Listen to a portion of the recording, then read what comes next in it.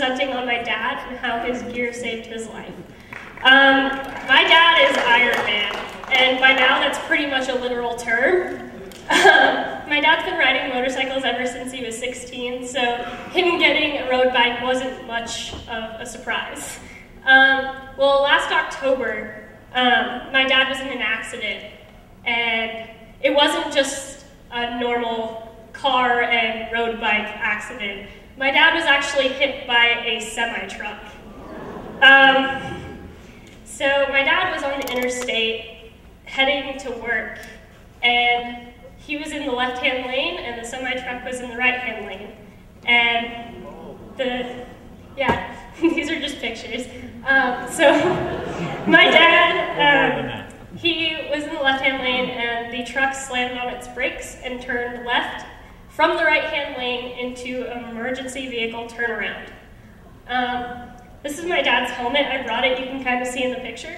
It was split down the front because he was trapped underneath the truck.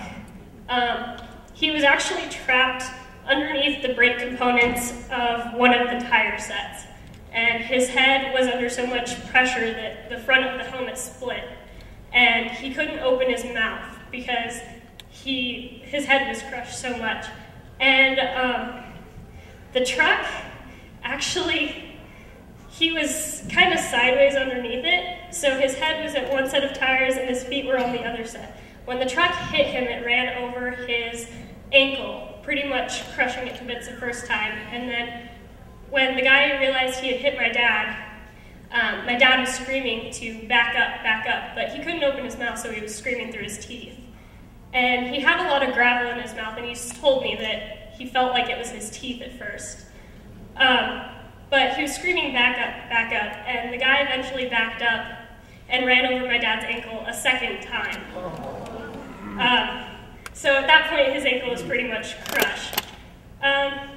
So when my dad got to the hospital, after many minutes and hours of flying and such, he got to the hospital and we found out he actually had a hangman's fracture in his neck. His ankle was pretty much crushed to bits, a fracture below the knee, and a partially torn ACL. And when my mom explained to me how they put back together his ankle, it was kind of like mushing mashed potatoes back together. My dad didn't have any road rash, and when we went through his gear, it was pretty much torn up just because the paramedics had cut it.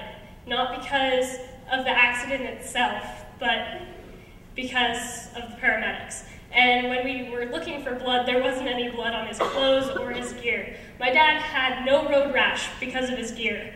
And had my dad not been wearing his gear or his helmet, we're pretty certain he would have died. And this was 2 days before the last Ignite, I believe, or the last October Ignite. And when a bystander that was helping him, my dad told him to call my mom. And my dad was like, my cell phone's in my bike. And the guy was just like, I'll use mine. And there was a lot of things that we didn't recover from the bike, but we did recover the bike from the junkyard because obviously it was a pretty big piece of evidence. So this is really why you should wear gear when you're riding a motorcycle. And not only should you wear gear,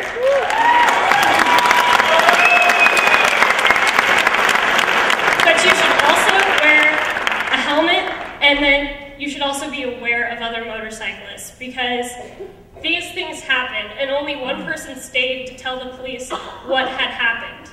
And that's the frightening thing. Some people won't always stop and help you. And so, had these people not stopped and helped my dad, and had he not been wearing his gear, he would have died. And you can see the scars are pretty gruesome, but that's the importance of wearing your gear. And it's amazing. He has no road rash because of it, and he would have had he not been wearing his gear. My name is Stephanie Walker. You can reach me at Twitter or my